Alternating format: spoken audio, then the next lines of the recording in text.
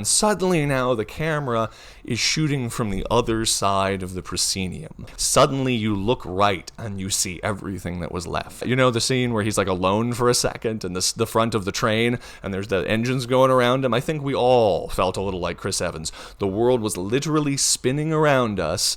We were standing there, you know, being just fucking handsome, you know, and like being like, like, Whoa, what was that? That was what he does. He stands at the front of the train and goes, like he like fucking feels for like several minutes.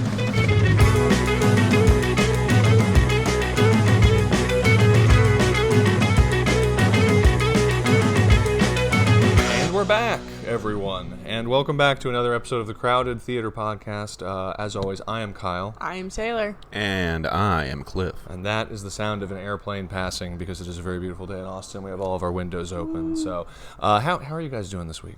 Doing really well. Yeah. We kind of saw some cool movies. Cliff, how about you? What's going on? Well, mostly, my mind is blown, of course, in the movie we saw last night, but mostly I'm happy that the weather is good and we have mostly natural lighting today. Yes, indeed. As opposed to the heavy lighting setup we usually bring in. There's 30 crew people behind the camera here. You can't see them, but they're there. So this is a fun week. This has actually turned into yet another weird trilogy programmed by the spirits. So somehow, in defiance of any intention on our part, we did a Chris Columbus trilogy of Home Alone, Gremlins, and Nosferatu. And then we somehow, and just circumstantially, this ended up happening because certain screenings we wanted to go to, we didn't end up going to. A couple things didn't work out. Blah, blah, blah. We ended up seeing Seven Samurai, which came out last week. Then David Fincher's Seven, which we'll be releasing, I think, today. And then now we have Snowpiercer, which is playing at the Alamo Drafthouse because of the release of the new Bong Joon-ho film Mickey 17. So Close enough. I'm going to call that Proximate. Trip Sevens. I'm saying Trip Sevens. And we saw it in Theater 7 at the South Lamar. So there. And why is that significant? Another thing that's fun, and as you know, the Crowded Theater Podcast is the only podcast where all of the films, we don't cheat. They're not seen on DVD or on streaming. We actually go and see them among the people in a crowded theater. So we saw Snowpiercer, which is playing along with Parasite and a couple other movies to accompany the release of Mickey 17, the new Robert Pattinson starring film directed by a Korean director of Parasite, director of The Host, Bong Joon-ho. But what is significant about that, the theater that we attended this screening at was the Alamo South Lamar, in which they have named, and it's literally on a metal commemorative plate outside of, I believe, Theater 1 or 2, or the old Theater 1 or 2, I don't know what they're numbered now. They've named one of the theaters the Bong Joon-ho Theater. Oh, interesting. And I think they did that when Bong Joon-ho came and premiered Parasite at Fantastic Fest, which is, I think, where that premiered. That's really cool. Which is, I think, maybe it premiered there. I know it played. 2019, thereabouts. Yeah. Was it that or some previous movie? It had to have been Parasite. It was Parasite. It was all during the Parasite proceedings. I remember they took a big picture with people wearing black bands across their eyes. They had like sunglasses made to look like the poster. It was fun. But I remember, so they had Bong Joon-ho there. They premiered Parasite, and then I believe Neon, which is I think a somewhat Tim League affiliated distribution company. I don't know anymore, but they ended up distributing Parasite, and that ended up winning Best Picture that year, which was a whole to-do. So that ended up having quite the trajectory after that. So lots of good vibes around Bong Joon-ho in this theater. It's funny, the theater in part is named after Bong Joon-ho, but the entire aesthetic of the theater is decorated to look like Stanley Kubrick. Yeah. So they have Stanley Kubrick posters, they have a shining theater as you walk through the lobby, a digital projector dumps blood across your feet. It's all shining oriented. They should at least have one chunk of hallway that's a train car exactly. installation. That would be really cool. Just to indicate Snowpiercer. That's There right. aren't too many other visually indicative things of Bong Bong Joon-ho movies that you can draw from. Now, what's interesting is we all have a unique history relative to Snowpiercer. Among those things, it is a favorite film of Taylor's, but a film that Cliff had never seen before today. This was my first experience in the theater. Oh yeah, it's That's one of right. those that just slipped by me. That's right. Back in the day. So Taylor, tell me, what has your experience with Snowpiercer been? I should just say Taylor's been ringing a bell for months, saying like, let's see Snowpiercer, let's watch Snowpiercer. So when we saw it pop up, we thought we would. It was really this is your pick this week. So Yes. and it was a good one. No, this was definitely a Taylor pick for this week of movies. Thankfully, finally, I got to pick one of the movies. But you wanted to see Three Women so hard. it was a good one. But no. So Snowpiercer is one of my favorite movies. I've only seen it the one time, and it was an organic, on a plane pick of the movie kind of a plane viewing experience. So this was a slightly bigger screen this time. Yes, no, slightly bigger screen. Although the claustrophobic environment of inside the tube of the plane must have added to the sense Helped of lock tension in. and claustrophobia. Taylor of the was movie. ready to lead a revolution from the back of the plane to the front of the plane, but they don't like that anymore. They don't like they like you to stay in your seat the whole flight. No, but it was just a really great movie. I saw it probably the year after it originally came out. I think it was a 2013 movie, and it just really captured me. I thought was many years later, almost 10 years later, I'm still thinking about it. And so I was really excited for us to go check it out, and I was very, very excited to see it in a theater and actually see it with a bunch of people. I will comment later, but I would love the train being big. Yeah, with the train being big and all in front of you and whatnot. And not on a headrest. And not on a headrest, yeah, like an old car seat TV screen. But no, there was a really, really awesome crowd. And then Cliff, what was it like for you? I just want to comment that you said, I know that I like that you're throwing it to Cliff, but I want to say that you said an old car seat headrest screen, which is so funny because I think of car seat headrest screens as being so newfangled. Because when Cliff and I were growing up, our parents had a conversion van because we were a road trip family. And I've explained to you when I said there was a TV in the car, I once blew your mind by explaining it was not a flip down LCD, but a full tube television with a back pole thing that occupied three-dimensional space and a VCR on top of it that occupied all of the space between the two front driver's chairs. And it was in a big oversized conversion van because we were the kind of family we drove from Texas to Michigan and back, or Texas to Grand Canyon and back, and so we love movies. So we would be in the back watching My Cousin Vinny over and over again on VHS. But anyway, so go ahead. Sorry. I'll just stay on that for a second. It's so funny that you say this. Again, you're saying that as well. I feel like if a car came out now with a full TV built into it, that would be so modern and so cutting edge. And like you don't see any TV or any cars with any kind of visual thing for the kids anymore. Maybe I'm just not a mom. Well, I assume that they all have those flip-down headrest TVs now, right? Don't they all have that these days? I don't feel like I see that as much anymore. They have to. I'm sure kids are watching Bluey or whatever. They might have all their iPads now. That might be true. the thing. Maybe that might take away the necessity for inbuilt car screens. Well, that's a very depressing answer for that. The screens have just assimilated themselves, attached themselves to the children directly. So there's no need to. They like parasites. Like parasites, bringing us back to Bong Joon-ho. Nice. Which also brings us back to Cliff for your first viewing experience of this movie. What did you think of one of my favorite movies? It was spectacular. One, I was expecting it to be good because I've seen other Bong Joon-ho movies and they were all good. So I was looking forward to a good movie experience, and it did not disappoint. I guess amongst the most surprising things, first of all, the biggest thing I reacted to is I was not expecting as much melee action and just violence as went on. Very It was sort of like action. The Raid with far less kicking and more choppy chops and stuff like that. Axes. So that was fun. That was a surprising fun thing. But yeah, I was just delighted by the whole thing. I was curious to see what was in each next train car. The premise, inherent in the premise, was the curiosity of, okay, we know the hell out of this train car. We're going to see the next one. What's in the next one? What's in the next one? And the anticipation building up to the moment where you finally get to the last train car is just overwhelming. So yeah, the whole premise worked beautifully to just just to have continuous action and tension and stuff. And that's not even talking about any of the metaphorical stuff that we will no doubt get into and all that stuff. It's just by the basic premise of how the action went. Yeah, and let me just say, while it's fresh in your mind, I want to give a little bit more background before as we dive into Snowpiercer. But I am curious what so the Snowpiercer, the film by Bong Joon-ho, his first English language American film after a bunch of Korean films, and just to give a tiny bit of background. I think Cliff and I saw a bunch of. I saw Snowpiercer a couple years after it came out. I saw it at home. This was my first time seeing it in the theater. But I believe back in the day, Bong Joon-ho, we saw The Host, and which was his monster movie, and Memories of Murder, and a bunch of other films that were incredibly influential because the whole South Korean thing was happening. The kind of big prior to this current South Korean thing. Yes. It was an earlier South Korean movie renaissance in the early 2000s. Exactly. There's a kind of, this is like this weird before Squid Game. Exactly, and which is interesting because I even think Squid Game was written back in the early 2000s, which is why Squid Game has a very kind of early 2000s sadistic South Korean feel to it, which makes sense.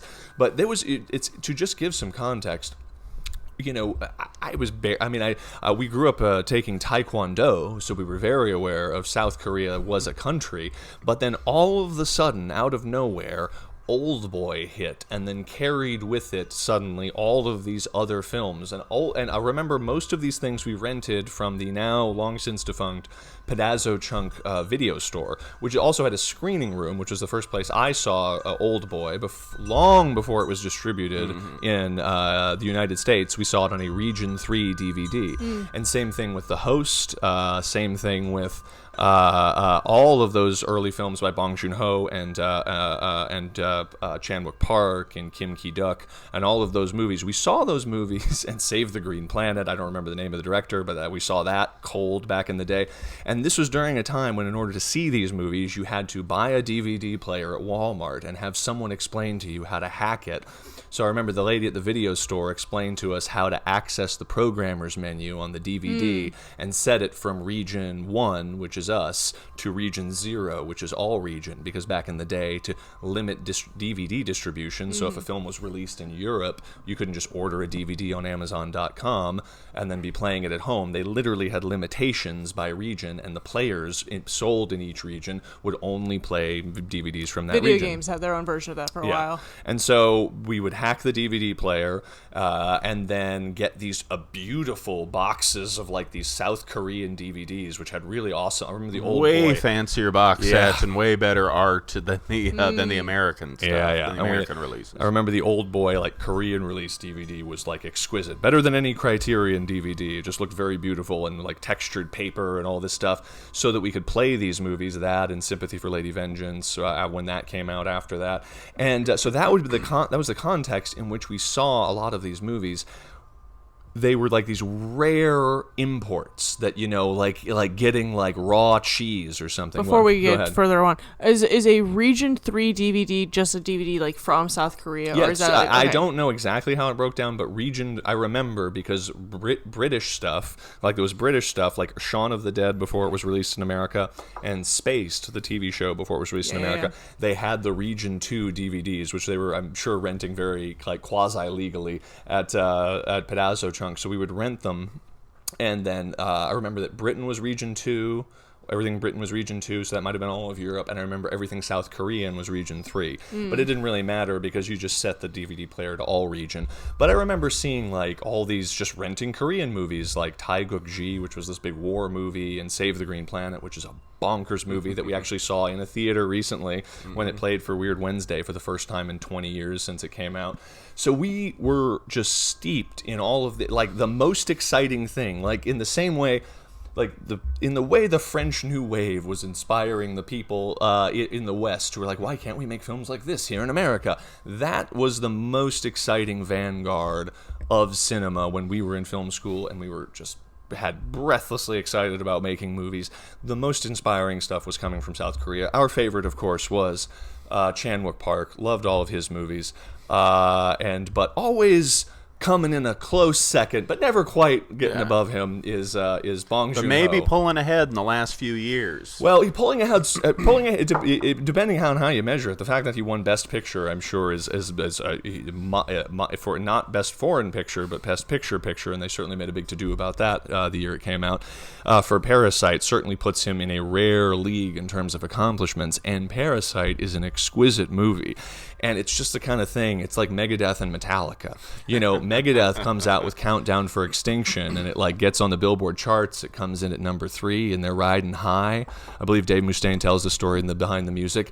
But then Metallica, just always there, comes out with the Black Album, and it goes quadrillion platinum and just utterly eclipses anything that Megadeth had accomplished. And while certainly the film The Handmaiden that Park Chan-wook made the same... In the back of my head, I'm like, which director did Handmaiden? Yeah, exactly. He came out with Handmaiden the same year, which was not...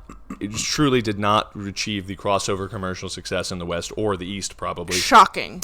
Shocking. I mean that kind of earnestly. Yeah. But that Parasite, and I agree with you honestly, because the thing is, but Handmaiden is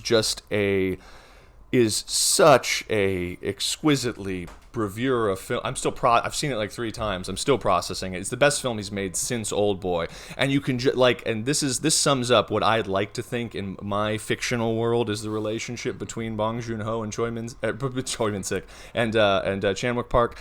I remember watching Bong Joon-ho in the Criterion Closet a couple years ago, and he's pulling DVDs out, and he's like, this DVD, and then finally he says, I actually own a copy of this, but Chan-wook Park borrowed it from me and never gave it back.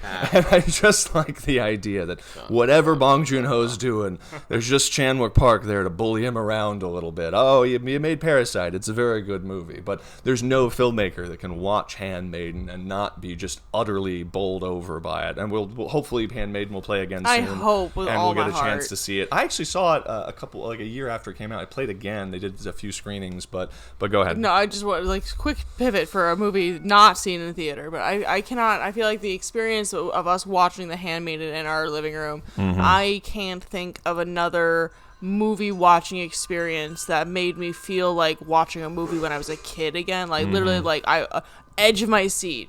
The plot twist that I never saw coming, truly yelling at the screen, emotionally engaged to such a degree, emotionally invested, and thinking so sternly, like I knew what was going on, just to have the full rug ripped out from under me. No, that is a movie. That is a movie. Yeah, no, I completely agree, and I think that's one of the things that, in addition to, the incredibly exquisite narrative and the fact that his camera is just constantly flying into new realms of intense subjectivity and textural detail that I've never seen before, and he's just throwing all these ideas at you all the time. In addition to just the execution of it, it's also many of his other films, including the film he made right after, terrible title that was released under in America, Decision to Leave, which is a great movie. Awful title. Really good, great movie, though.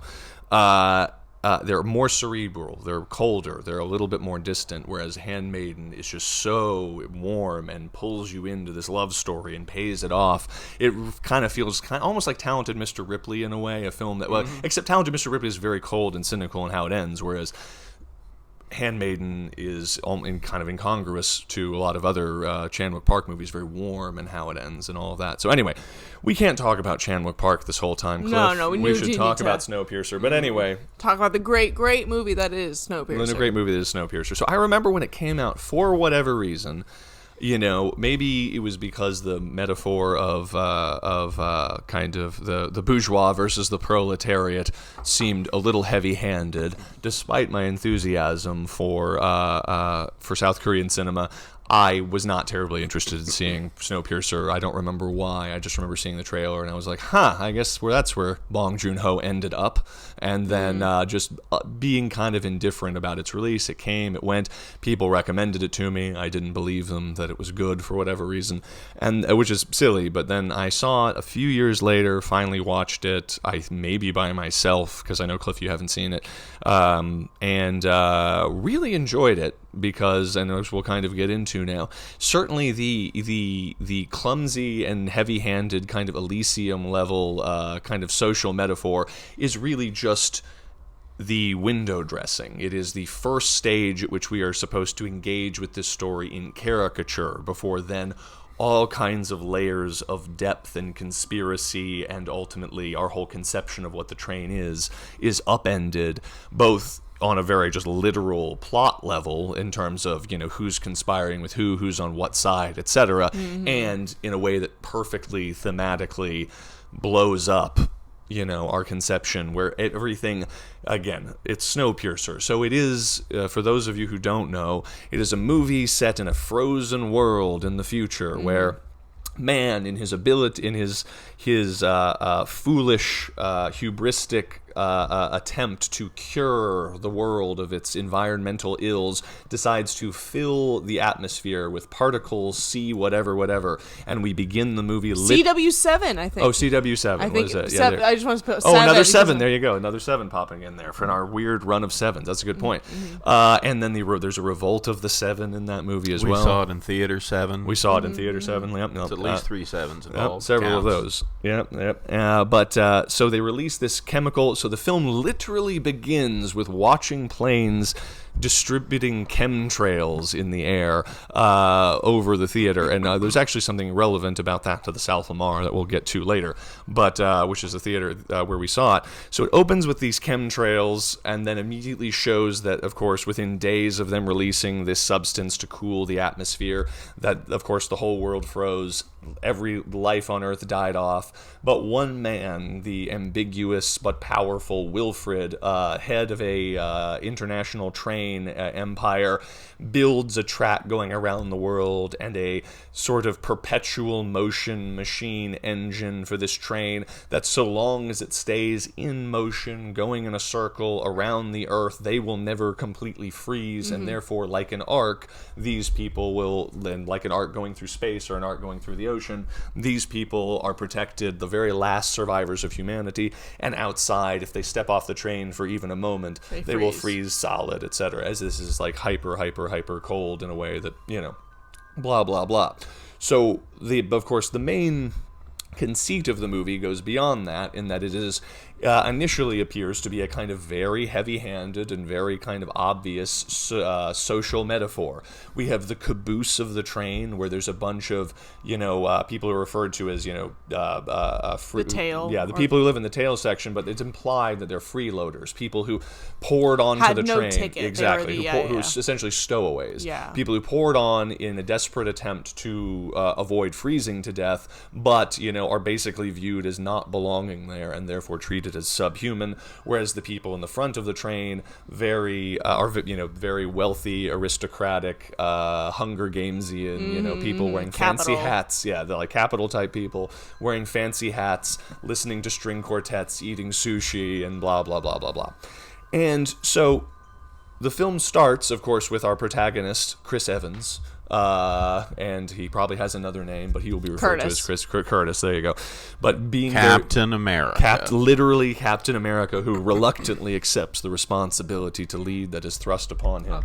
Oh, there you go, Mr. Cat. So we have Curtis, who is our revolutionary, leading this revolution, imminent revolution against the evil bastards who live at the front of the train, and it's obvious why. We see that the living conditions of the people in the back of the train are not pleasant. Their only source of food is a very gross-looking black Jello protein bar. Yes, we don't know what it's made of, but soon and it looks we'll gross. Find out. Yes, and they literally have over the course of a few minutes, one old man and 2 babies forcibly plucked away from their parents, measured as if they're, an object, and taken forcefully.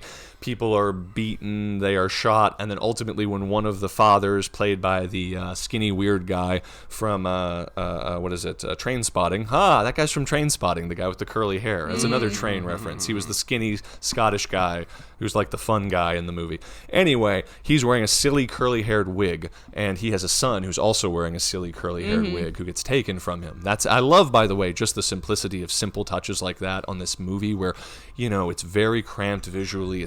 Everyone's kind of dressed in brown, and you can just tell that there's attention paid to, we're going to put a silly curly-haired wig on this guy, and we're going to put a silly curly-haired wig on his kid, so you know which one's which. That's his kid, the one with the same hair. The redheads too, in a whole cart full of not very all brown-haired people, one way or another. Yeah, and so if only Christopher Nolan had learned this lesson for Dunkirk. Yes, yes. God, this would have been a tremendous lesson. I felt like, I mean, that was like common sense, wasn't it? I mean, when you hear about casting like an ensemble army movie or whatever, you know, one of the first concerns you hear directors talking about is, well, we got to make sure every guy looks different, has a different personality. And Christopher Nolan was like, no, not at all. Every guy who fought for Britain in Dunkirk was basically a 135-pound, you know, rectangular-faced brunette guy with short-cropped hair and big eyes. And we're going to, just to confuse it, we're going to spin time around, and you're not going to know which, and they're all going to be dressed the same. They're going to have no distinguishing characteristics, and everything's going to be really opaque and distant. Yeah, no. That lesson was... so to use Dunkirk as a unproductive counterexample, this is really great. Everyone, you know, has a beautiful cast of characters, including Stabby Knife Guy and Short Arms Drawing Guy from Kill Bill Volume 2. Yeah. It feels much more... George Miller comes to mind. It really feels very George Miller-esque, very Mad Max, where the cast of characters is literally even so physiologically eccentric, like the guy with his little short arms and Tilda Swinton with her big nose, that we're never at all lost in terms of who anyone is visually. It's all very clear, like it's a graphic novel. It was based off of a graphic novel. It was based off of a graphic novel. There you go. So... Where were we? So Snowpiercer... Up until we got to where Dad yes. So I was trying to lead to that, which is essentially, that's the key sequence, obviously, of the whole movie, is you basically see a sequence where, after forcibly extracting people and stealing their children, one guy throws a shoe that then, which has a lot of metaphorical potential that's actualized by Tilda Swinton in a few minutes, and it hits one of the people in the head, and as a result of this, they ceremonially, in a key sequence of the whole movie, if you see the whole movie, you probably remember this one sequence, shove his arm out the frozen side of the train, which also does a lot to tell you about how harsh things are outside of the protective sphere of the train. Mm-hmm. They stick his one arm outside. For 7 minutes. For 7 minutes. That's another 7. Another 7. We got CW7, 7 minutes, and then the Revolt of the 7. Mm-hmm. Exactly. So that's 3 7s as well. What's going on, guys? What is going on with all these 7s? Theater 7? Interesting. More on that later. Mm-hmm. But they stick his arm outside, pull it back in, it is frozen solid, and as his arm is outside, we are introduced to Milton, joining joining the long lineage of male characters who were then later on played by Tilda Swinton. I believe there were 75 so far of those roles. I'm pretty sure Tilda Swinton almost exclusively plays roles that were formerly written as men, and apparently this was one of them. But of course, Tilda Swinton is fantastic. She makes this so great. Yeah, it's great because she basically plays the role as this school marm, this very and imagine you and your people and all of that being suppressed like children, literally being made to force to sit Indian style like they're kids, being talked down to while they're being slaughtered by Mason Mills, whatever fucking name is. Mason. She delivers a long monologue where indicating in a very heavy-handed way all of the themes. Everyone has their proper place. You are the foot. You belong at the tail of the train. I am from the front of the train. I belong at the front. And she takes the shoe and puts it on the guy's head. Then they bring his arm in, and with a dramatic hammer thing, smash his arm into a million pieces as it is frozen completely solid, etc., etc. And it kind of, that's which, interestingly, you don't see on screen. They cut away. You don't actually see the arm shatter, even though you may imagine you see it. Yes, that is interesting, yeah. No, and because you feel... unlike Demolition Man and Wesley Snipes' head. That is true. Out of that. But another it's a good different context. I actually like the cutting away from it, just because to take away the exploitative nature of it and make it actually just more emotionally impactful. I agree. I think if you want to see the T-1000 or Simon Phoenix get shattered, but the guy, you want to imply it, but you don't want to go all the way there. I get it. No, make sure that's still plugged in. Cool. So yeah, that's definitely the key sequence where we just realize that essentially people are living not only in horrible conditions and as basically as cattle, but truly. As cattle who are being there's that scene she's literally just measuring the person in his arms and whatnot. Yeah. And we realize they're kind of being, and then ultimately it turns out that like a cattle or an animal population, it is intended that they be culled, etc., to keep very precise control of the number of individual units, which is how another monologue given by Tilda Swinton at a later stage in reference to the large aquarium tank, as we see all of the weird and fantastical and spectacular cars as they move through the thing, that in order to maintain perfect order and balance, all of the units must be kept, the number of units must be kept very precisely controlled, blah, blah, blah, blah, blah, and stuff. So Captain America is having none of this. Taylor, none of it. Tell me about Curtis. Curtis is really great. Curtis is kind of this like reluctant hero. There you have a lot of conversations with other characters around him that really show that he has a lot of through his actions, has gained a lot of the respect of his peers, but he doesn't necessarily want to be the one that leads them, even though he seems like he's clearly the brains and the heart, but he himself keeps leading and directing to this other gentleman, Gilliam, played by the great John Hurt.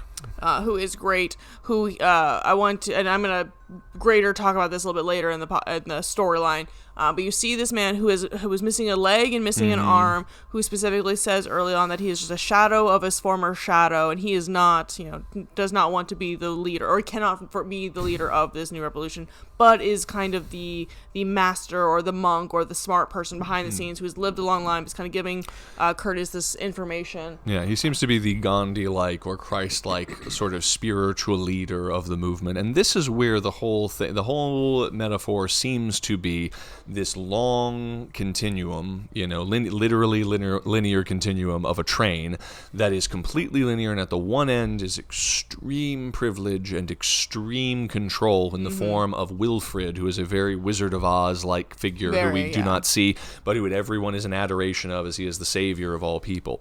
And then at the extreme back of the train, living in extreme squalor, and immediately after the father's arm is shattered, we are introduced in full for the first time to John Hurt's Gilliam, who we see is missing one leg and one arm or something like that, and using a cane, and our mind immediately fills in an obvious series of things. We see that all of his attendants are also missing arms, and so we say, oh shit, these must have been the previous generation of revolutionary guys. They threw shoes, they got their arms stuck out the window, they freeze. All that works, and some of that may well be true, and we'll get to it more later, but this is one of many things in the film that we realize we are presented with one simplistic and kind of dichotomous set of meanings, and then later on is imbued with a second set of meanings that are far more ambiguous and strange and dark. So even their missing limbs were brilliantly misdirected into feeling we have total ownership over understanding what's going on, even to the extent that later on, when Curtis, in an intimate moment between him and Gilliam, says, how can I be your leader if I have two intact arms? And we know this world. We know exactly what he means. He means if he had done more, they probably would have shattered his arm, so he's a coward, blah, blah, blah. And this whole time, once we get to the reveal, we'll peel it all back, there's a whole second meaning, a different literal meaning on the level of story. Just Go ahead. Not to interrupt you on there, but I will throw out, there is just enough ambiguity in that scene because it does show that he has a scar on his arm, and so it does kind of make you wonder, like, there's not a scar left over in that way with the ice, just as kind of like a little peek behind the curtain of like, wait, like, it's just like, wait a minute. Exactly, 100%. It plants the seed. It absolutely, it's a good point. It beautifully plants that seed by having John Hurt very ambiguously peel back his sleeve. We see there's a scar on top of his sleeve, and they're like, it's better that you have two arms. Now, the scar on his arm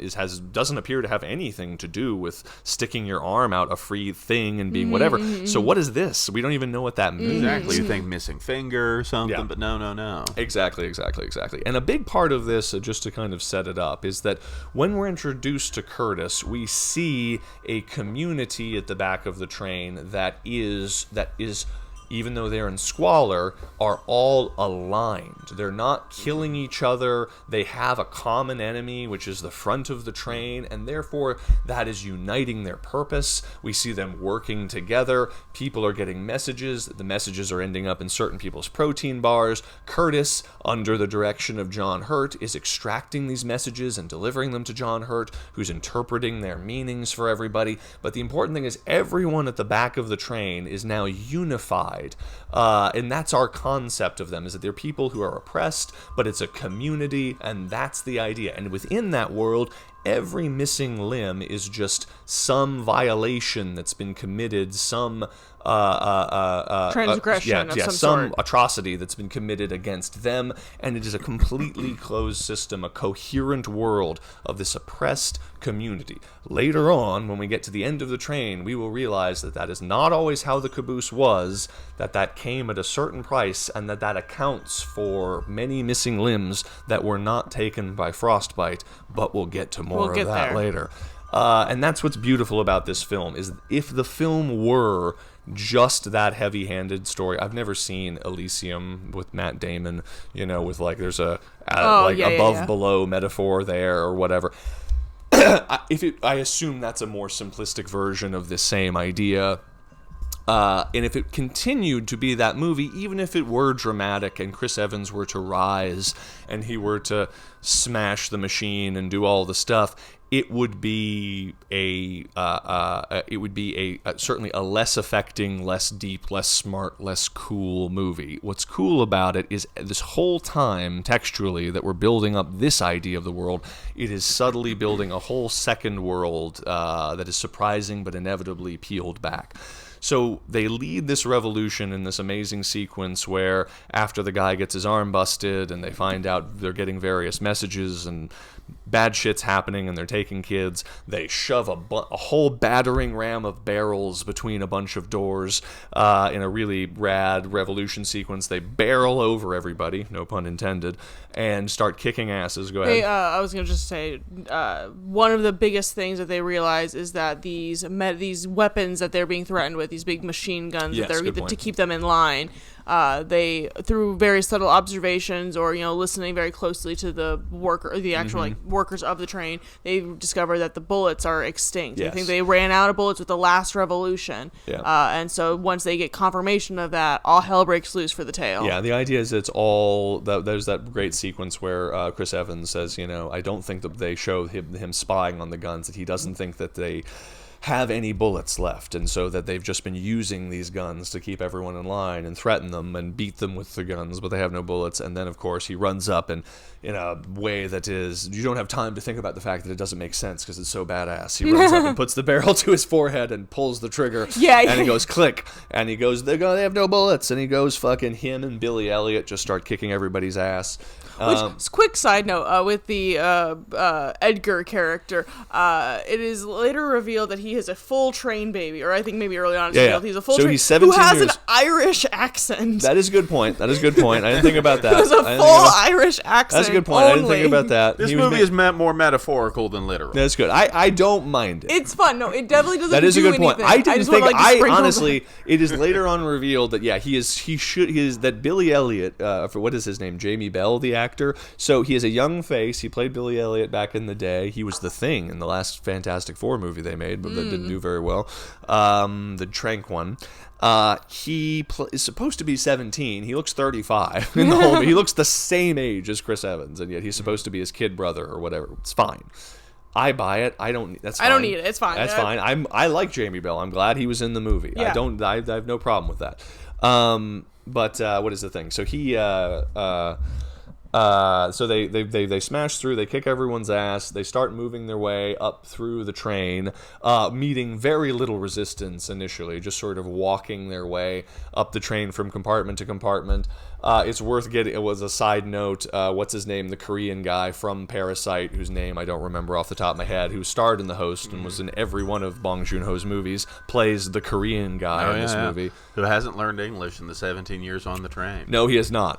He is with only only his daughter to speak Korean too. Somehow that is what has happened on that. Anyway, They I buy it. maintain Korea by themselves together. But only in the prison unit do they keep those weird little hockey pucks that translate from Korean to English, etc., etc. You know what? I also don't care because I'm glad he's in the movie. I'm glad. Also, that girl was in The Host, I think, as well, because I've seen her in a few different Korean. She's familiar. With her big face and her big eyes. Yeah, exactly. Very big eyes. Yeah, I was wondering. I almost thought she was the girl who played I'm a Cyborg, and that's okay. But I don't think she was. I don't think she was that girl. No,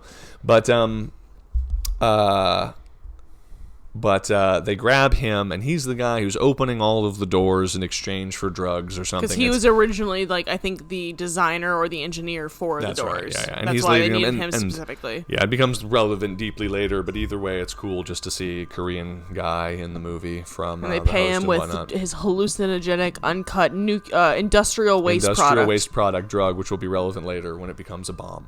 Yeah, it's flammable. Exactly. So they begin kicking ass, but one of the cool sequences that happens right about the midpoint, and I want to get Cliff's take on it because I have a feeling this is the scene where Cliff really became engaged with the movie. It's revealed that the Korean daughter is clairvoyant. I'm not sure if all Korean women are clairvoyant or if this is just Just the ones with the big eyes. Just the ones with the big eyes, yeah. But because we watched Tale of Two Sisters the other day for the first time in a while, and they've got clairvoyant Korean girls. Maybe it's all of them. I don't know. Truly. Yeah. But they realize she's clairvoyant, and there's a great sequence where Billy Elliot is lambasting the host guy for not being able to open the door fast enough, and they realize the girl's clairvoyant, and then at the last second she goes, "Don't open the door," and then boom, it opens, and literally there is an army of executioners on the other side, wearing executioners' hoods and holding axes and swords. Cliff. Oh yeah, that is definitely where the movie kicked up a notch. That is where it the action had been great so far, as already described, with the big sequence of getting the barrels and the tubes through the doors and whatnot. But this is where things became fully Conan the Barbarian for the rest of the movie. Yeah. No, there's a brutal sequence where they fight all the guys with axes, and they're kind of winning, and then they realize that because that being the other wonderful thing, that the people in the train section have never seen through. There are no windows in the train section. The tail section. So they there's no windows, so they see outside for the first time, but that ignorance is used against them as they enter a dark tunnel, and all of the executioner guys pull on the night vision goggles and start. And again, just the drama of having them all in executioners' hoods, all anonymous behind these black masks, because they're all there to do terrible, killy things and all of that, and cull this population of people. And also, just a fun sprinkling of the scene is that it's happening over New Year's. Yes, that is just a coincidence that they're passing over this particular bridge that for whatever reason signifies New Year's. And that is why, there's a tunnel right after New Year's, and a fucking long one. Apparently. Yeah. No, and that's interesting. The whole fight takes place in the tunnel, and then in a very loaded, awesome, symbolic way, the people from the tail section literally use torches, literally use the power of fire, the most primitive light, and bring an army of torches into the battle, and then get the upper hand and manage to, even though they lose in a very dramatic moment, Chris Evans has to choose between saving Billy Elliot, and we don't even know the full story because, again, they both look 35, so we assume they're buds. Behind him, his bud, who's or his killing Tilda Swinton, and he chooses to get Tilda Swinton. They throw a knife into her leg, grab her, and Taylor was just like, "Fucking get her, dude!" I was so ready. I was flipping her off on the screen. I was like, "Dude!" Taylor's like, "Why are they not hitting her a bunch right now? Why are they not just taking metal bats to the?" Anyway, no, fuck her. Which is great. It's good when you have a villain that has that. I agree. I was saying this whole thing. I think she had it too good the whole movie. Yeah, no, frankly. Yeah, no, she gets dragged along. She helps them forward through the train, through the spectacular. So anyway, which I will also just as a fun full circle moment for Mr. Red Hair, lost a son man and his arm. He makes her walk with her hands bound with a leash with a shoe on her head through most of the at least for a cart or that's two. That's great. But that's that little Mr. Arts man. I love all of that, and I love that it's the father with the one arm who carries the torch in. He's like literal torch runner, and the whole train becomes like a cave, and he's just running through the cave, and he has one arm, and he's using his one good arm that he has left to carry the fire. It's all beautiful. I mean, it's just a great script with all the different characters all paying off in a beautiful way. But what's interesting about this threshold is that the threshold of all of the executioners has a greater significance that we learn only at the end of the film. That begins to pay off a thread that I did not notice because it's very beautifully subtle in the film, that I realized was much more overt when you watch it a second time, which is the somewhat odd relationship that Chris Evans has to this messianic figure of Gilliam, played by John Hurt, who is Gandhi, he's Jesus, he's missing several limbs, he's clearly can do no wrong. He's the spiritual center of this whole movement. And yet, there's a thread whereby he seems to have a puzzled reaction when Chris Evans says that this revolution goes all the way to the front of the train. We go all the way to the front and we smash the engine, etc.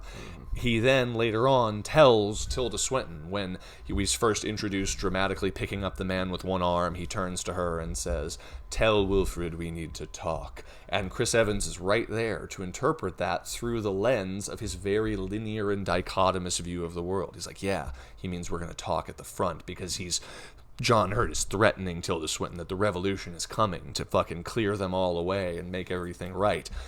All of these things, not unlike the arms, have a double meaning that is to be revealed later, both on the literal plot level, they don't mean what you think they mean, and that completely upends the entire metaphor of the whole train. And part of the reason this, and we'll pay it off eventually, keep everyone in suspense, even in this podcast, but what I dig is that the message that comes back at the beginning is water, and the executioners arrive directly before they get to the water supply. And that, they say, strategically would be the thing that would enable them to take over the train, kill the train, whatever. It turns out maybe that isn't even true, but basically water is the place where it appears perhaps the revolution was meant to end, and we ultimately learn that it was never meant to go that far, but it was literally the fire carried by Curtis and the one-armed man that caused them to push onward and stab Tilda Swinton in the leg, and then beyond that move into what we also realize is kind of a trap, a schoolroom full of children, and all of the children are learning about the great Wilfred. Yeah. And at the beginning, they're told to, can we hide our guns and our things, so as not to scare the children. And we learn ultimately that the entire classroom, with a fantastic performance by Alison Pill playing the teacher, very reminds me of her playing Josh Brolin's wife in Hail Caesar. Just another good, she's just playing this period kind of school mom, but doing it with such brightness, it has a weird tongue-in-cheek quality to it. Or when she's pointing out the people who got off just with vile hatred. That's as far as they went. That's as far as they got. Exactly. Those idiots. You see her just being and playing the role so thoroughly of indoctrinating these children. And again, the Revolution of the Seven, you see 7 statues of people who made it 100 feet from the train before freezing where they stood, etc. And then even that becomes yet another death trap. As it turns out, the children are ushered out. Alison Pill and another guy bring in all these New Year's eggs and then pull out guns with real bullets and start to slaughter everyone. And then she gets a knife to the throat and dies. And things start to, we get the sense beyond this point, things really change.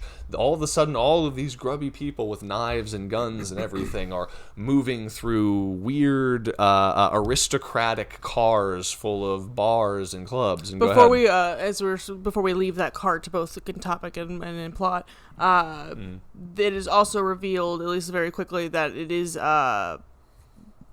Korean guys, family that is the ones that did the revolution of the person at the front of the line is supposedly his mother, or at least a woman of motherly figure that taught, because he says that woman is the woman that taught me all about snow and ice. Yeah, she said she was an Inuit woman. She was an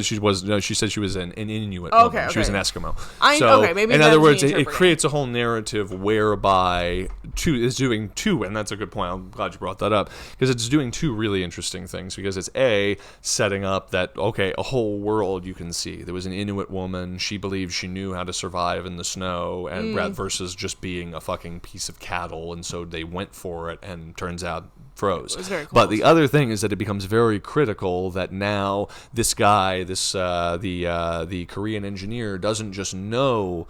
He doesn't just know the names for snow, but he knows different types of snow, and he recognizes there's a whole shot where in CGI he looks at the type of snow falling in, and it's shown in slow motion very delicately.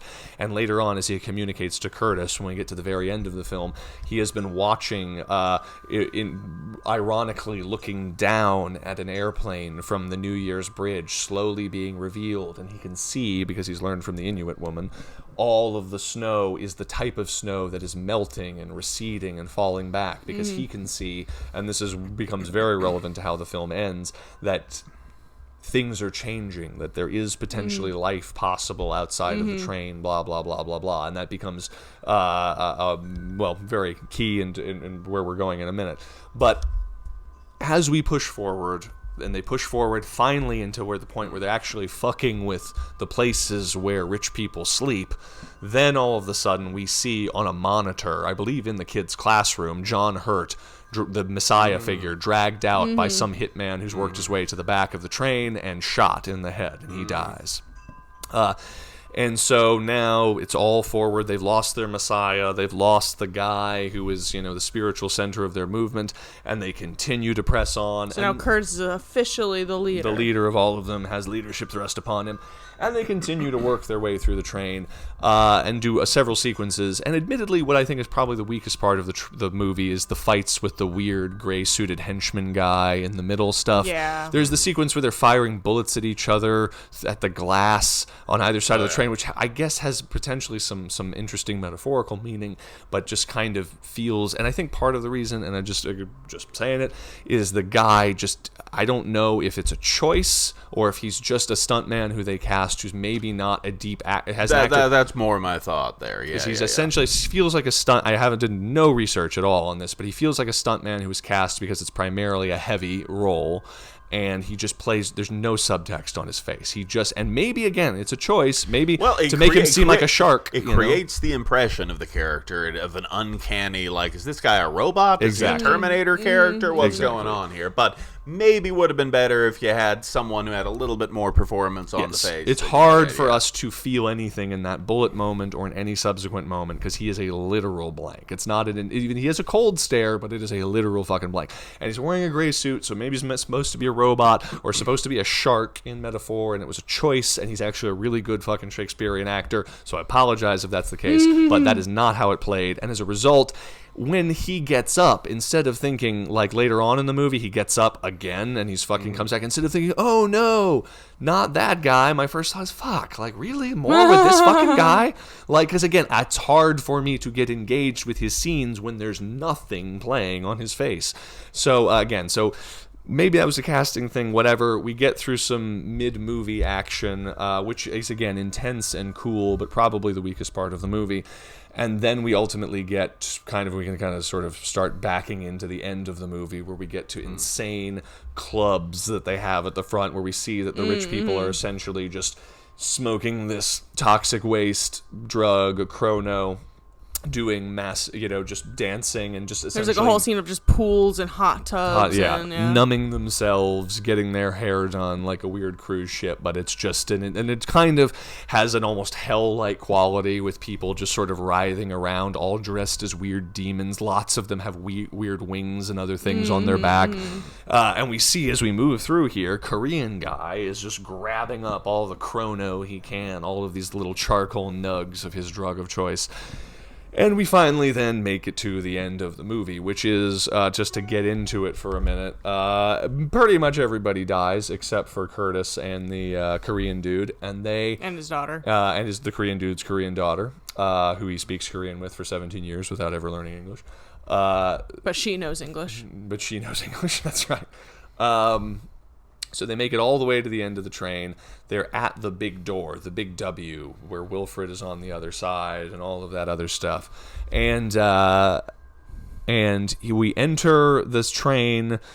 crazy measuring kids lady comes out and shoots Korean guy, but he's alive. Oh, hold on. Oh, you're So right. We're this- skipping a section. yeah, We're skipping a so big section. This whole Right. conversation Sorry, you're right. about We skipped the how whole monologue, right. Korean guy is supposed to now open the final gate so Mm-hmm. that the final revolution can, can take over the engine and whatnot. Yeah, and yeah. Korean guy, who we really should learn his name, is saying that he does not want to open this gate behind him to the engine. He wants to open that Perpendicular gate. Perpendicular to the linear continuum, which makes no sense at the time. Mm-hmm. What are you talking about? The camera pointing that way, outside, not part of this linear continuum? In fact, literally, the words that Curtis says in response to that is he sits down and smokes what is we are told is the last cigarette on planet Earth before cigarettes are extinct. He says, "What? Live outside the train? That's crazy." And we find out that Korean guy actually knew this Inuit woman, and he's been observing this plane that's been slowly each year being revealed. Yeah, which it was means only this, the tail, yeah, and then it was then- this, and now you see the whole thing. and that he knows snow, and that if things are changing outside, and life is possible, and they just need to get off of this prison of this linear continuum, this dichotomous idea, and get outside of it. And even in this moment, because we haven't entered the engine yet, this still makes no sense to Chris Evans. He's like, "What are you talking about? You crazy conspiracy theorist, you crazy wackadoo, you." And so finally, the door opens. He's offered an audience. He's invited. He does not get through the door by force. He is invited by Wilfred, who we learn is actually Ed Harris from The Truman Show. He's the same character. Exactly. No, he's a very different character, much more cold than... what is his name? Christoph. Yes. Far less genocide from Christoph, Yes. although both villainous characters in Yes. a godlike position. Exactly. But we see Ed Harris as Christoph at the end of the train. The man, he lives in a he basically lives inside of this glowing white engine, the engine of the world, the engine of humanity, and he has lots of fancy monologue villain things to say about, well, you think you're a prisoner, I'm a prisoner too, here in the It's front noisy, of the train. Yeah, and it's I'm lonely. Exactly. All this kind of stuff. And this all falls on flat ears for Curtis, as it does with us, and we're like, yeah, and he's like, yeah, eating steaks and all that other stuff. I'm sure you're super lonely. Which I feel like we've glossed over one of the most important parts, is that we talked about the protein blocks, but we skipped over the whole food making cart. Yeah. And it is revealed that they, whereas all of these aristocrats and nicer people Well, are eating. we can get to that, because I will circle back to the food protein bars Let's in a plant moment. the seed of just it is revealed that while everyone else has access to steaks and fish and sushi and chicken eggs and all this stuff, the tail end eats recycled cricket protein Yes, bars. they- The protein bars they- are cricket Exactly. mush. Just like people in San Francisco, they eat cricket protein bars at the back of the train and all of that, because of course they have no place on the train, and how else are they going to feed them? And as crazy as that sounds, and we'll get into more of this in a minute, but I do want to talk about the engine scene first. Yes, please. That is definitely something, it seems like another one of those things that is absurd and grotesque, and it's literally revealed like some horror from a science fiction movie, Yeah. and yet it is actually pulled from reality. And Taylor was just telling us just the other day about reading about cricket protein online and all of its benefits and stuff, which are those things still exist. But let's talk about the train section, the engine section. Yeah, we go back go to in, that. we're all very relieved when we walk in that Ed Harris has been cast in the film. That's the first emotion, because we're all like, oh, cool, this is going to be good, because Ed Harris kicks ass.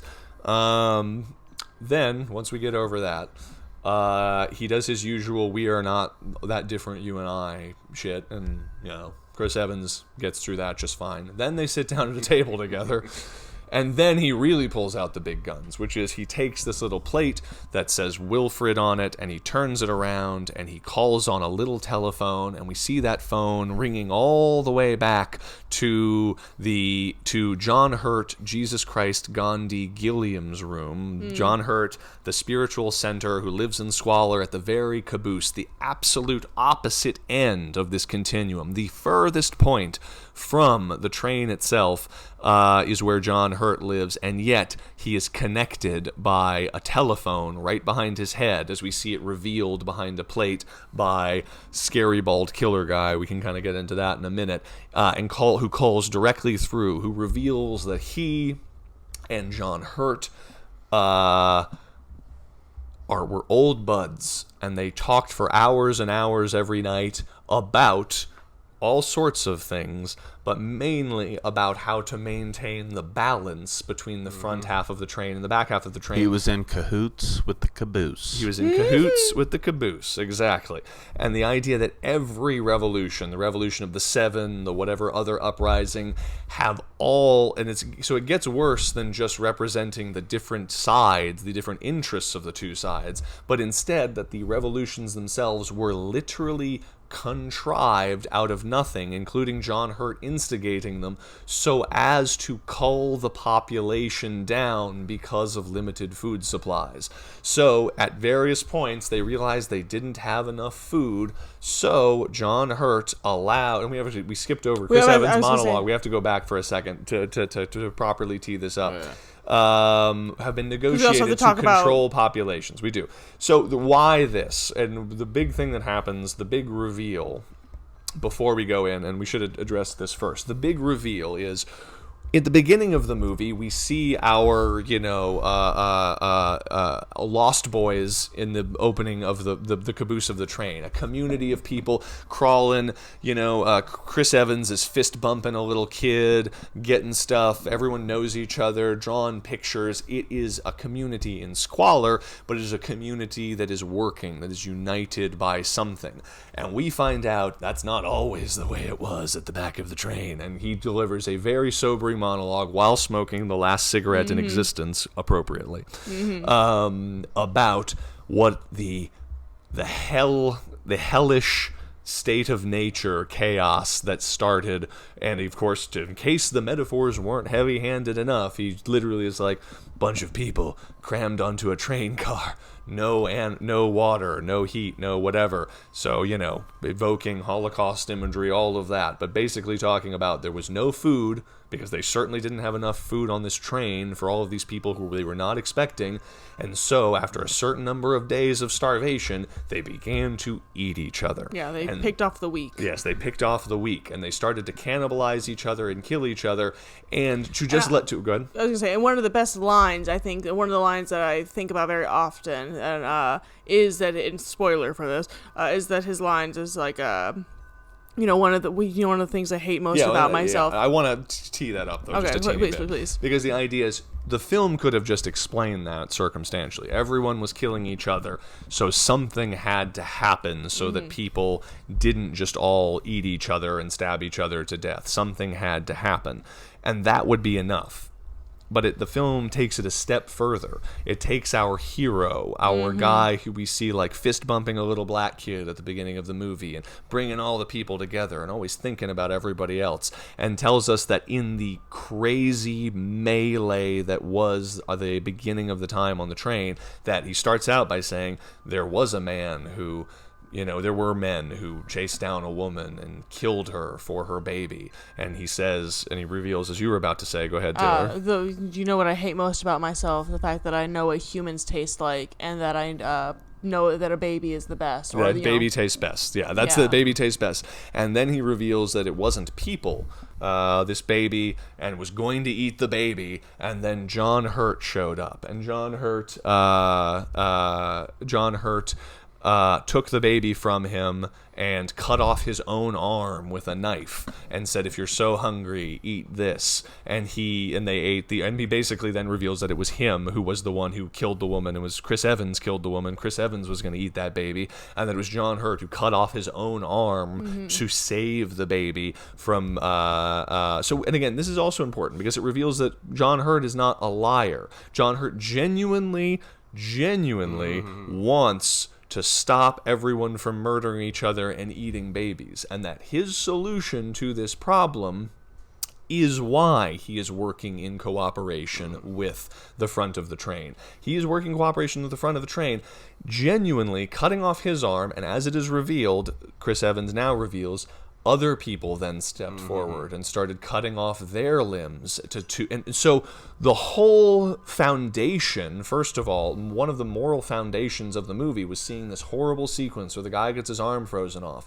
and then seeing all of these other people missing limbs who we assume the same fate was done to. And then that may be the case for some of them, but it is definitely told that no, they did this essentially to each other out of starvation and out of a way of dealing with that.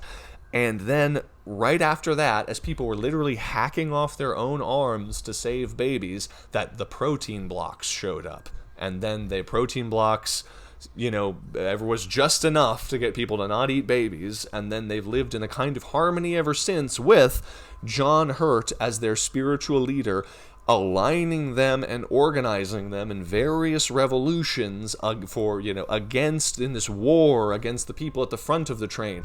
But all that did is it stopped them from killing each other. The cricket protein gave them just enough to survive so that they could sustain themselves, and having this guy working in cooperation with Ed Harris, even to the extent that he's leading his own people to slaughter, is being done so that there's not so many people that they eventually run out of food. So they are all, it is, in other words, everything, the entire revolution, all previous revolutions, the thing at the back, oh shit, I've hit this camera. See how it's wobbling around? All of this is theater. It is all theater so that the people involved will be focused on a common enemy in dichotomous opposition in this linear continuum, so that we can freely control and cull the population at the same time. Now, keep in mind, I want to point out as we begin to bridge into this section of the podcast, I do want to... But I was going to say, as we bridge into this section of the podcast, this is a film that opens with the literal shot of chemtrails being sprayed into the skies, and then has a whole world where we're supposed to exist on sustainable cricket protein and all of these other things. And we're beginning to fucking get it at this point, and that's what's so fucking cool about this movie. Sorry, go ahead. What were you going to say? No, I just want to say, as I'm reflecting on the film, the first half of the movie, or the bunch of first scenes, I do just remember a scene between Edgar and Curtis, the little brother character, and Captain America, basically saying, Edgar asking him, do you remember anything from before the train? And him saying, no, I don't remember anything before Milligan. And then him, Gilliam, whatever his name is. And then his answering question being, do you remember anything about your mother? And him just saying, no. And so, it's kind of a fun callback. If you think about that moving forward, it can just be just a conversation and kind of establishing where they are on the train. And then also kind of I don't want to remember who I was or what happened before that. Do you remember your mom? Yeah, no, 100%. No, it is a bold choice for the very end of the movie, but it immediately portrays a world that somehow is far more hellish than the order that they now live under.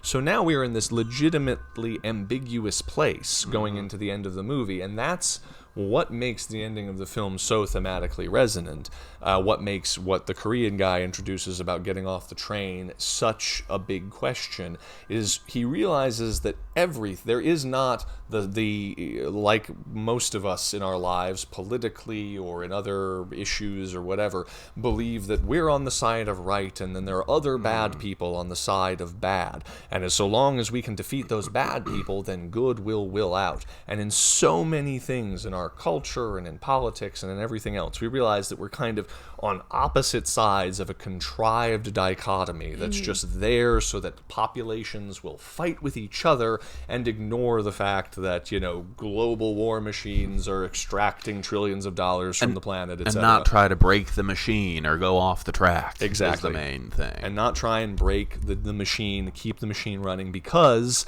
here's the thing, if it weren't for this, if it weren't for the great engine of progress ever rolling forward and non-stopping, then you would immediately return to a state of nature where it's just people stabbing each other and eating babies, and that being the implication. The implication is that. So then Chris Evans, who the whole movie has had the moral certainty of his purpose just intensified like a train, and intensified through the death of every single person along the way, Suddenly, we realize the train is not a line. It's not a continuum with two disparate ends, but it is an Ouroboros. It is a snake that is eating its own tail, literally. It's literally eating itself, given all the hunger metaphor, which we see especially in that with him and the shark guy are shooting at each other. The train becomes a circle, all this other stuff. It's kind of interesting. But that the train is actually a circle and that the caboose is the engine and that it is all... The dichotomy that has been created is all theater so that no one ever thinks about getting off the train.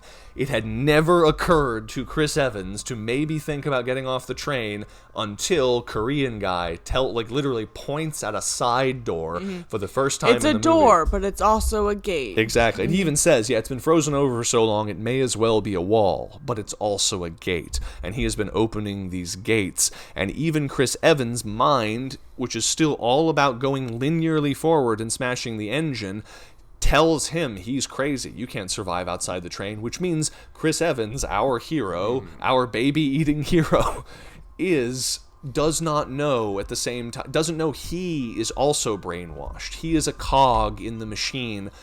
That the whole metaphor that everyone's saying the whole time, everyone has their place. Everyone has their same place with this hand motion. Everyone, this little cog turning hand motion. Everyone in their place. He is in his place. He was the revolutionary who was meant to lead this big revolution that was going to be very costly for all people involved and kill off 74%, there's another 7 by the way, 74% of the people in the tail in this big revolution. And that, the problem was, by utilizing primal Promethean fire to overtake the executioners, which is where their revolution was meant to end. And the other idea is they've been receiving these messages, from their contacts in the front of the train, and we realize these little red messages in these pills are coming directly from Ed Harris to John Hurt, and that the water message that was received meant that the executioners were meant to stop their revolution there before they made it to the school and the sushi restaurant, and so once they made it to the school and the sushi restaurant, John Hurt had not lived up to his half of the bargain and so was shot at that point, which is also interesting because we realize when you look back on the film a second time, John Hurt is trying to stop the revolution the whole time. He's like, are you sure we should pull back? Don't you want to do that? Go all the way to the front? Maybe, hey, you've taken over more cars than anybody else. Shouldn't you stop here? The whole time he's trying to do this because John Hurt himself, just like Ed Harris, just like Tilda Swinton, believes that there is no life outside of the train. He is equally as devoted to the sustaining of the engine of progress rolling on forever as Ed Harris. They are the same. The front is the back is the front. And so he sees all of this, and we realize that because he is so cool and Chris Evans-y, and he is the first man to walk the entire length of the train from back to front, that it is he who is meant to take over for Ed Harris, which might be a trick. We don't know. We never get the chance to find out. But we get the sense is real, that he is going to be the new train guy, and he's going to eat lots of steaks and keep balance on the train with some new John Hurt and conduct the theater of the train, keeping everything in order, because if things were to go out of order and too many and they do reference the steady population of children, which we'll get to in a minute, coming from the back of the train, which is again just the idea of just weird globalist rich guys being concerned about the pores breeding too much, is again in a film that begins with chemtrails being sprayed in the sky and cricket protein, is very cool. So Ed Harris tells him all of these things, and we see him tempted. We see Chris Evans tempted because his entire philosophical foundation for this theater of the tail of the train against the people at the front of the train was all bullshit the whole time. It was always bullshit. And yet, Korean girl, the clairvoyant one, the one touched with something that is divine, which of course can only come through Korean people, senses something underneath the floorboards and rips up a floorboard, and within the floorboard we find the little black child from the beginning of the movie. Timmy. Yes, and we see that Timmy has his head shaved, and he is literally being used as a spare part in the train, as Ed Harris believes, to kind of fully bring as Ed Harris articulates, to fully bring the metaphor home. Everyone has their place in the train, and now that the part that broke down, that removed gunk, it looks like, from this tube went extinct, that now they just have a small person, a little child in there. Under the age of 5. Under the age of 5, manually removing, using the same hand motion to manually remove the gunk that Tilda Swinton uses with the shoe to talk about everyone having their place, that Ed Harris uses when he's at the table, this hand motion. And in some behind-the-scenes footage, we saw Chan-wook Park Bong Joon-ho very specifically showing Tilda Swinton the exact motion he wanted her to do. Because, echoed throughout the whole thing. Because everyone has their place, including Chris Evans, very The Matrix. We find out. Oh yeah, very much meeting the architect of The Matrix. Yes, but done much coherent better. This time. Actually, coherent. Exactly. In fact, a much better version of the Matrix trilogy is you just watch Matrix 1, you kind of watch Matrix 2, but you skip most of the first part of it, and then you just watch Snowpiercer, and then that's the Matrix. And that's the new Matrix, y'all. We have a new Matrix trilogy. He meets the architect, finds out that everything he did, except for, fucking with the sushi restaurant, which is unforgivable, and the clerk, that everything was part of the plan and that he's going to take over the bullshit. And so he now has to decide. And what's cool about what happens next is that we see the child literally in the machine, being part of this machine. And then the moral certainty of that, just realizing that, if this is the existence that we are sustaining, where literally the children are just going to become physical cogs in the machine, and every bit of humanity will be stripped away from them, as they will either be slaughtered or made to be machinery, which is true of every single person on the train, ultimately, not just the people at the caboose. It's like they're all a cog in this machine. Then fuck it. And they blow up the door and use their own bodies as protection. Yes, he uses. And that being to finally complete the metaphor, he believes that he has not sacrificed what they have sacrificed because he does not have an arm. They have the idea. There's the idea that we initially believe all the arms were taken by the ice, by being forced out of the protective bubble of the thing. We realize the arms are actually symbolic of the extreme starvation they were all driven to.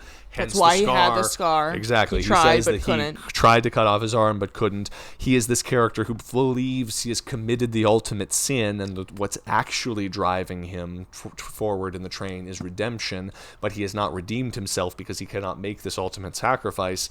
And he sees the boy there, and the boy is literally underneath a turning gear, and he uses that arm to obstruct the gear and pull the child out, and then it cuts off his arm, and then they thereby completing the arm thing in the movie. The storyline. He finally sacrifices his arm to save a child. And then, boom, Korean guy blows up the door. And not only does he blow up the door, which starts to derail the train, but that triggers an avalanche. Because as it turns out, the Korean guy was right, and that all the snow was the kind of snow that was just waiting to fall down. And so a massive avalanche knocks the entire train off the track. It's implied, killing pretty much everybody. Everyone, yeah. But at the end, Korean clairvoyant girl and Timmy are the last two people we see alive who emerge from the train out into the snow. Great shot where she kind of looks surrounded by snow. And then the last beautiful but also devilishly ambiguous image is we see, and the music is optimistic and the music is whatever is uplifting, but we see hopefully movement. We see life. We see a polar bear. And of course, a polar bear, for a film that starts out with people saying global warming 67 times over the opening credits, the polar bear is the arch symbol for, well, what will happen to the polar bears? They'll just fall through the ice when all the ice melts, blah, blah, blah, blah, blah. They're the arch symbol for that whole issue. So we see the polar bear is alive, that there is, and if a polar bear is alive... A predator's alive. Yeah, if a predator's alive. A whole ecosystem, lots of things for it to eat, all that good it means stuff. it has to be eating seals and and shit. It means that life is possible. But the final image is the polar bear stopping and looking directly back into camera at our people. And it summarizes both things, which is life is possible, but now we are back in a state of nature again. And that polar bear is also a problem that is going to start coming this way because there's not a lot of food out here except for that Korean girl and Timmy. So it's what's so beautiful and devilish about that last image is it's hopeful for an audience who's seen an action movie starring Chris Evans. It tells you that life is possible, blah, blah, blah. It's at the water world. They find the island covered in vegetation.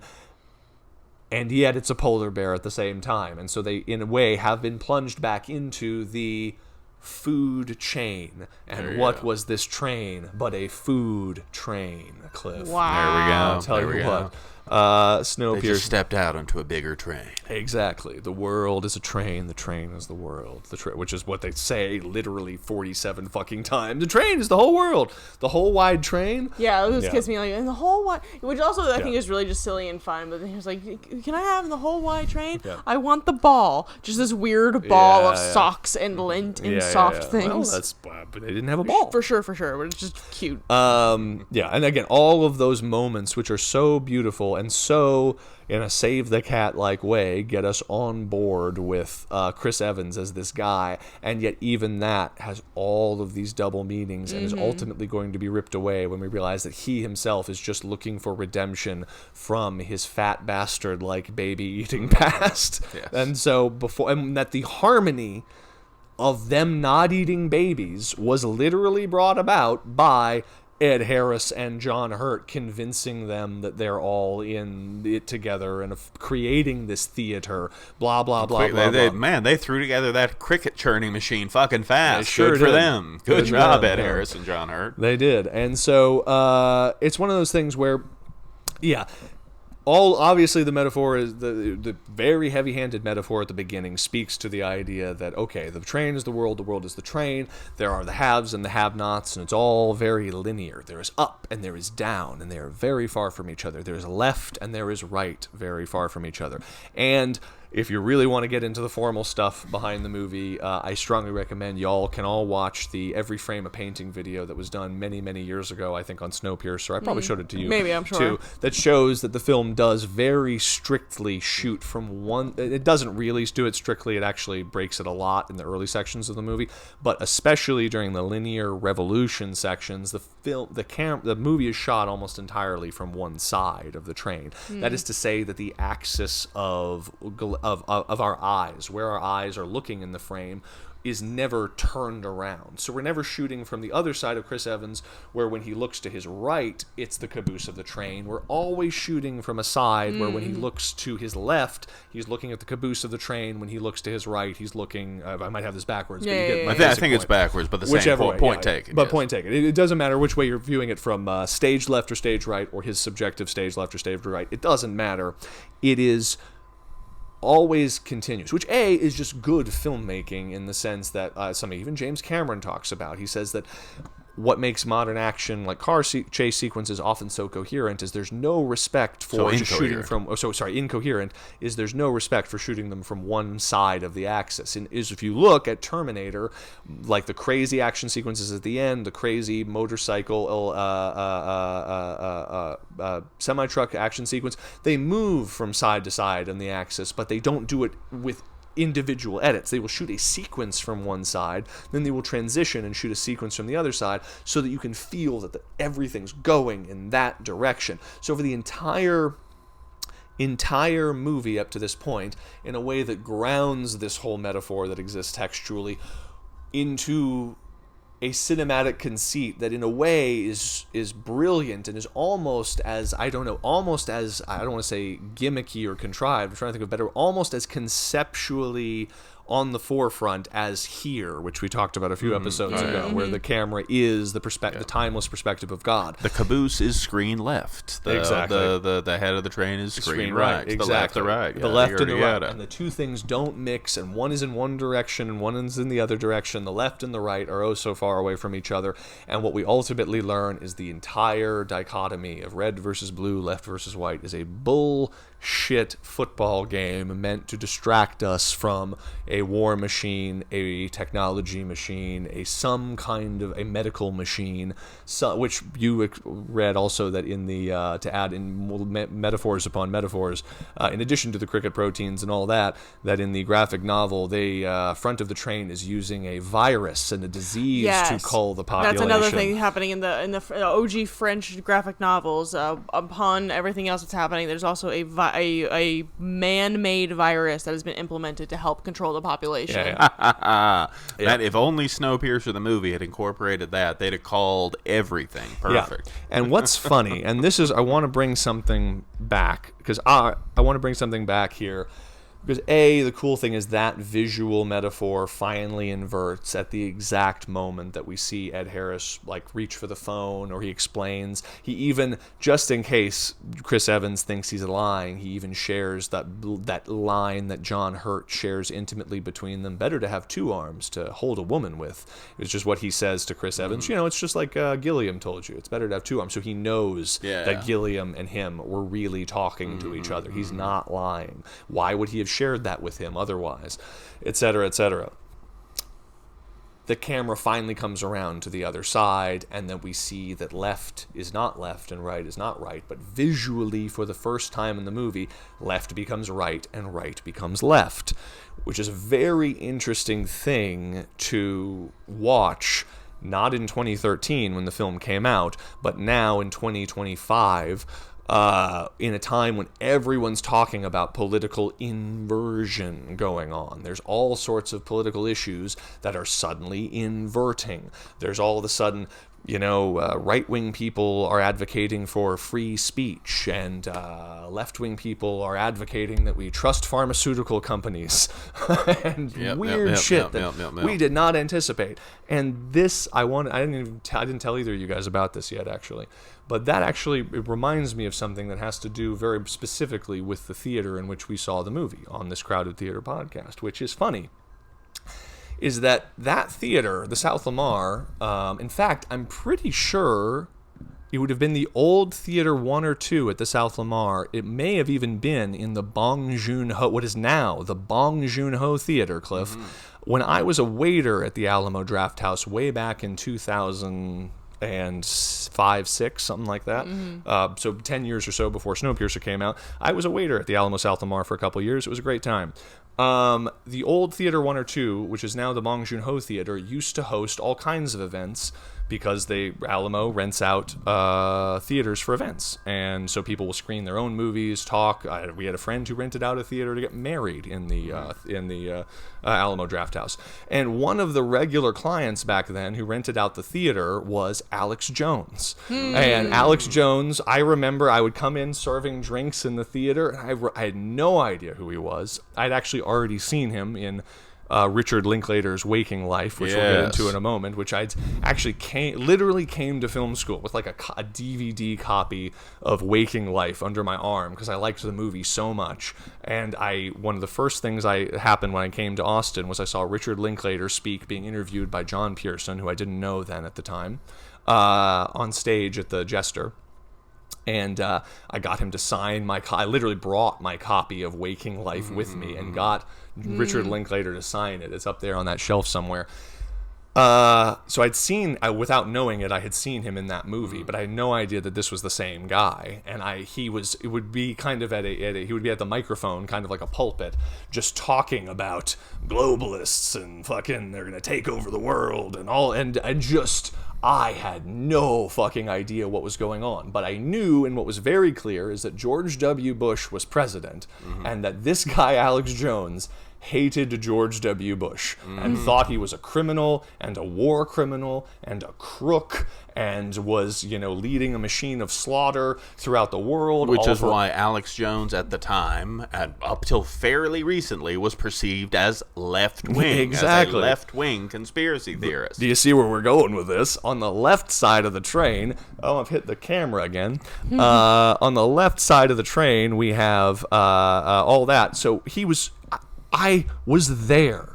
Like, I remember, it's so funny because I remember going into the office at the Alamo and the manager at the time, a guy named Ryan, just laughing and just saying, man, these Alex Jones people, they're calling the theater because they want to buy tickets in advance, but they're just they're hippies, so none of them will use credit cards because they don't trust them. So they're trying to figure out if they can buy tickets in advance without putting their name down on anything and without whatever, because they don't want to use the website because they don't. And so there was this it was very obvious walking around the theater, seeing whatever. This was a big left-wing thing. It was very leftist. And what was he talking about? Chemtrails and how they're all going to have us eating cricket protein and all this. And these were the evil pharmaceutical corporations and the evil globalist corporations and all of this. And this was a left-wing thing. And how do I know that? Also, because every fucking waiter and other person I worked with at the Alamo was a super lefty granola tatted up person, just was as Austin-y liberal as you can get. And I remember Alex Jones holding court at the break table in the back, because there was just a simple picnic table out back where we had breaks. And I remember one night he had gone up and delivered this whole fire and brimstone speech, and he was giving so much energy. I remember walking in like, who the fuck is this guy? And like putting drinks down, and he's shouting about the globalists and about Bush being a war criminal. And then I go to take my break when my theater or whatever, I think I was a runner at the time or whatever, and he was sitting out at the break table with all the other waiters, and he's just smoking cigarettes, and he was really tired. You could tell, like, he was like a sad clown version of Alex Jones. So instead of like up with all this energy, like his hour-long documentary explaining that 9/11 was an inside job, was playing on the screen, and he was outside just sitting with all the waiters, smoking cigarettes, just real low energy, talking about, and people were asking him questions about Bush, and he's talking about, it's conspiracy, global empire, this and all that, and he was just this darling catalyst firebrand of all of these lefty radical conspiracy theorists, and that's why he fit so perfectly into Richard Linklater's waking life at the time, because he was driving around in that movie, barking into a PA machine, blaring from his car about how the world governments and corporations are all trying to enslave us. By the way, I do want to emphasize that it's not like Alex Jones changed his message at any point. He was saying the exact same things all back then as he is now. No message has changed. Not a single message has changed. And I remember even a good buddy of ours, an editor, was really into Alex Jones back then, and he was set up like GoPros in the window to film chemtrails going by overhead, and just so that he could, check it out for himself and everything. And what's so funny is that this film came out in 2013. It is now 2025. Every one of those things, the chemtrails, all this Alex Jonesy bullshit, like all the cricket protein, all of that stuff was thoroughly, culturally left-wing. It was the left side of the train. It's as if the camera my entire life had been firmly planted on one side of the 180-degree axis and only shot my handsome Chris Evans face from that side. So when I looked to my left, if I looked deep into the distance, there was Alex Jones, and if I looked into the right, there was, George Bush making deals with BlackRock and with pharmaceutical corporations and all of this other kind of shit to try and HPV vaccinate every girl in Texas or something like that. That's where that shit stood. In 2013. In 2013. But a mere 3 years later, by 2016. Things were turning around. around, weren't Things they? were turning And just around. like the camera, and it's as if the film predicted the future, just like the camera, when Ed Harris picks up that phone and moves around, suddenly now the camera is shooting from the other side of the proscenium. It is shooting from the other side of the 180-degree line, the axis. Suddenly you look right and you see everything that was left, and you see left and you see everything that was right. And admittedly, after COVID and a couple of the weird years that followed, when all of my left-wing friends were telling people they were going to murder people if they left the house without a mask on, and all of my right-wing friends were like, shouldn't people be allowed to say whatever they want or something like that? It really, I was Chris Evans standing in the front of that, the scene where he's like alone for a second in the front of the train, and there's the engines going around him. I think we all felt a little like Chris Evans. The world was literally spinning around us. We were standing there, being just fucking handsome, as we do, and like being like, But then a couple years later, Whoa, what was that? That was what he does. He stands at the front of the train and goes, like he like fucking feels for like several minutes. And then we all, I think, collectively decided that we were the Korean guy and that it was time to blow up that side door, and it was time to go all the way to the engine of the train. And I think that we are in that engine of the train. Left camera moves around to the other side of the proscenium, left becomes right, right becomes left moment. So it's just amazing to think about. I think that was probably Alex Jones at the South Lamar was probably 2005, something like that. This movie was 2013. And suddenly, a few years later, if you were talking about any of those things, again, that were definitely left-wing conspiracies back in the day, like the chemtrails that opened this film, we're all going to be forced to live off cricket protein and etc., the virus from the original graphic novel. All of these things were conspiracies held by the left about the evil right that was engineering viruses for its war machine and all of this stuff that Alex Jones talked about. And now every one of those things we have somehow, through a lot of theater and a lot of just total horseshit, and with extraordinary rapidity. Yes, and speaking of with the Truman Show metaphor coming back, it's so appropriate that Christoph from the Truman Show shows up at the end of this movie, as we have been living in a kind of Truman Show, which is again a metaphor that applies just as easily to Snowpiercer, more so because it's all about war and suffering and starvation, but a game of theater meant to distract us, to align individual populations against other populations, so that we view the world dichotomously as us versus them, as opposed to just a we, or just something where we could actually realize that change could be affected, so that every revolution was meant to stop at the water department or the water supply system. Every revolution was meant to stop there.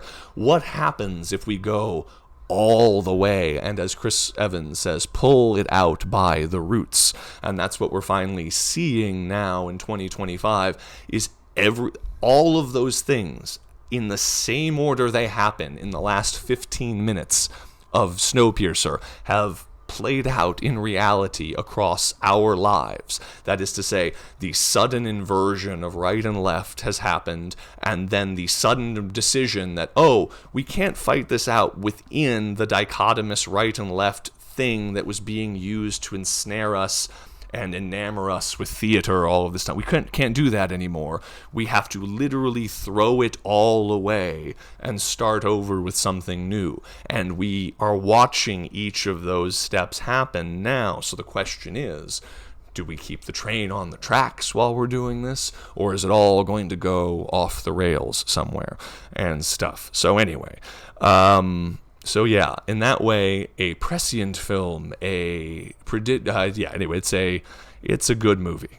It's a prophetic film. That's the word I was looking for. Prophetic, I was trying to find. Prescient also works. Yes, it does. It counts, but a very, very prophetic film, and one in which felt like any good science fiction, kind of intuitively prophetic. This is a crystallization of the ideas and the hypocrisies that exist under the surface, the ones that people like Alex Jones were ringing the bell about for many years. All of these hypocrisies are sort of revealed, and then the thing falls apart, or the engine shakes apart, and and then we return to polar bears or something like that. I don't know.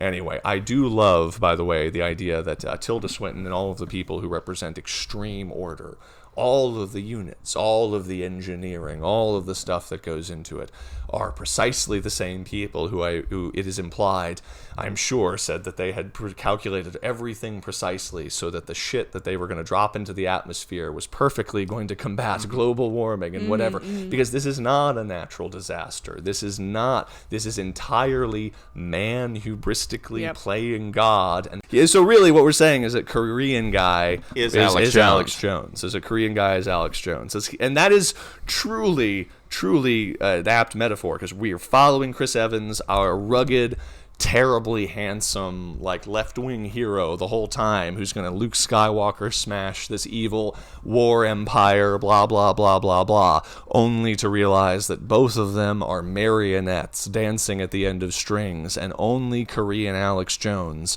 can actually save us by going sideways out of the train with his clairvoyant daughter. So, I don't know, man. Yeah, it's kind of an uncanny movie in that way. I mean, it really hits close to the bone on a lot of things that then all would come to pass not too long, and hitting it with some very potent imagery. All the chemtrails, all the cricket protein that we're all supposed to eventually get used to living in our 15-minute cities when we don't own cars and when we need our vaccine passports to go 6 miles from our house. Hooray! But thankfully, it appears that the avalanche is rolling down the hill now, so we will see what happens next. Have we talked this movie to death? I think we've been going for like almost an hour and a half. We should probably wrap this up pretty soon. In which case, because this is an uncanny film, I have a strange suspicion that it was actually authored by the spirits. We can only speculate as to the meanings of any of the films we talk about on the Crowded Theater. We get a little bit closer by going to the theater itself, because as we know, the theater tells the truth. In fact, the theater was really telling the truth, because that lady who was sitting to our left was going nuts. You should bring that up, actually. I meant to bring that up earlier when we were talking about whatever. We had the best lady next to us the whole time. She was so animated and so vocal, and I just the moment that I distinctly turned to you and was like, I love this lady. Was during the scene where ultimately Jesus dies, and or where they kill Gilligan. You just can't get Gilligan. Gilligan's my favorite, though. It was Milligan, then it was Gilligan. Now it's I like John Gilligan. Hurt survived 2 alien chest bursters only to meet his end in SNOWPIERCER. Hello, my baby. Hello, my dog. Yes, no, but so when they kill John Hurts, she goes, no, Yes. She was just so vocal, and she was reacting. And what I loved is that she's just reacting to she's just reacting to the characters, to not wanting to see people she likes die, to get to being, like, when bad guys come back or attacking good guys, she was just shouting, like, no, ah! Just so, like, it was the best reaction to have. It was so good to be like, yeah, no, you're right. That is how you're supposed to feel right now. Yeah, no, I love that. It was maybe a half full theater, because I think they're doing a multiple Snowpiercer screening, so it wasn't like super packed, but she made up for it. And it's just one of those things that the effectiveness of the movie as a movie, ignore all the bullshit we're saying about metaphors and politics and all that. It just works as a movie. This lady was enthralled. You were enthralled when you saw it the first time. Just as a quick callback, I saw it as this looks like a good movie to throw on a plane, and I truly have not, in one way or another, have not stopped thinking about the movie in some capacity sense. Yeah. Both the cricket scene, the arm in the being frozen off scene, the reveal at the end with the polar bear. I've started many friendships around that time. Starting with, how did you interpret the end of Snowpiercer? Have you seen Snowpiercer? That's awesome. No, I like that. I many friends. I have that's one of the. By the way, what did you what's your take on this movie? I like it. No, that is awesome. It works as a movie, but to finally get a sense of its myriad meanings and how it was able to predict the future, we must consult directly with the spirits who exist in a place beyond time where there is no past, there is no future, and all people are one. So, Taylor, prior to this, I drew a tarot card trying to discern meanings of Snowpiercer that can be useful to our audience for the rest of this week. And so, Taylor, draw that card and let us know. What's it all about? Oh, nice! The Sun card, Cliff. All right. That's perhaps the best card. In the tarot deck, a very optimistic card. So the Sun card, very optimistic card, and what a perfect card for Snowpiercer, because what is Snowpiercer about? It is about man reclaiming, on some level, his relationship directly to the sun, directly to God, because what freezes humanity and kills off all of humanity? It's not Thanos in this movie. It is man deliberately cutting himself off by spraying CW7 into the atmosphere. By spraying CW7 into the atmosphere, they literally cut themselves off from the heavens. They cut themselves off from the warmth of the sun. They cut themselves off from the energy. They cut themselves off from the light. And even the people who are in the train don't see the sun. They live in total darkness, and they are enamored when they see the outside world. When they first see when they first see a window in the train, we kind of see the big whole frozen landscape outside. And everything that happens after that, all the way right up until the Korean gal takes Timmy off the train, is them re-entering... in their full Eskimo parkas. Re-entering the sunlight, where enough, if it's not too hard to fill in, presumably the C-47 has dissipated from the atmosphere to the extent that now the sun is warming things again. And of course, not just in the tarot, but in esotericism and in most religions, the sun is, of course, not just the source of light, but it is the crystallization of God, of the spiritual dimension, of that wisdom in all of us. Fun fact, a fun little science fact for you, and I think you might have been the one that told me this, is that if you just go outside and let the sun hit your face, close your eyes, look up at the sun, and you sit out there for an X amount of time, endorphins are released, and just by being in the sun. A lot of things are facing released. The sun. Endorphins are released. Vitamin D, which helps combat most diseases, is released. I mean, the important thing to remember is that physiologically, one of the only determining factors in whether or not you're healthy or not is the level of sun exposure you get. So the more sun you get, the healthier you are. Skin cancer is a lie. You've heard it from me. But beyond that, there is the metaphorical aspect as well, which is the sun is the light. It is the light that is returning to mankind, warming and melting the snow, finally, after all the C-47 has dissipated, just as within the train, people begin to divorce themselves from the reality that they are told is reality by announcements and decrees and the box in which they have been born, and begin to seek a higher level of truth directly from the sun, the warmth, the wisdom that comes directly from God or something that supersedes any authority of man, to smash the institutions and get out. And because we have drawn this card, I can say that this rather appropriately has given us the final meaning of the polar bear at the end of the movie. Yay! I always did interpret it very optimistically. I agree. I know. I very much agree. In that, the idea that even entering the food chain, this world of snow, even entering the world where you might have to fight and hunt against a polar bear, is more of a life, is a more real life, a life that is more in the sun than a life where one is protected from those elements, when one is incredibly secure, but one has been cut off from the light. One has been cut off from any kind of real human, real spiritual existence, and now all live in little boxes in condos in big cities and all of that kind of stuff. So blah, blah, blah. But very, very, very, very fortunate card. Very, very, very appropriate card for today. I think, did this tarot draw sitting out in the sun. So very appropriate there and stuff. Cliff, there is only one thing left to do on the podcast. We do need to determine who was We have to give away the Full Metal Jacked Award and Yes, determine. Full Metal Jacked Award, easy, hands down, of course, goes to Captain America. He's bulging out of his sweater vest. In fact, he'd already played Captain America at this point, Yes. had he not?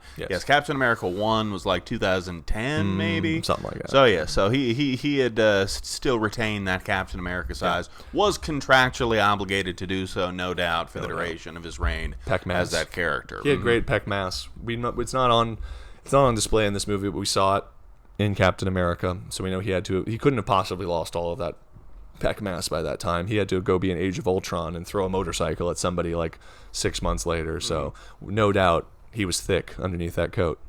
THICC. Exactly. So you've heard it here, guys. You can take that to the bank. The most jacked person in Bong Joon-ho's Snowpiercer, nay, perhaps the most jacked person in all of Bong Joon-ho's filmography, nay, maybe the most jacked person in the filmography of any Korean director. Let me think about that for a second.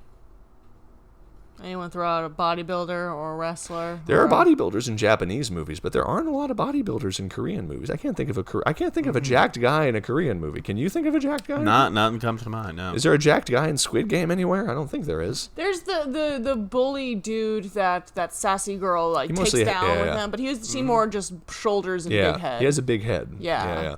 For sure. No, I guess not. Even in Train to Busan, the big guy's just kind of fat. He's not really super jacked. So anyway, Chris Evans, the most jacked person ever in a film by a Korean director. Confirmed. You've heard it here first, everybody. Anyway, that's going to be about it for this week, I think. Well, this has been a cool episode. We had a lot of cool stuff to talk about, which is cool, and I'm glad we saw this. So I guess until next week, I am Kyle. I'm still Taylor. And I'm Cliff. And we will see y'all in a crowded theater. Woo!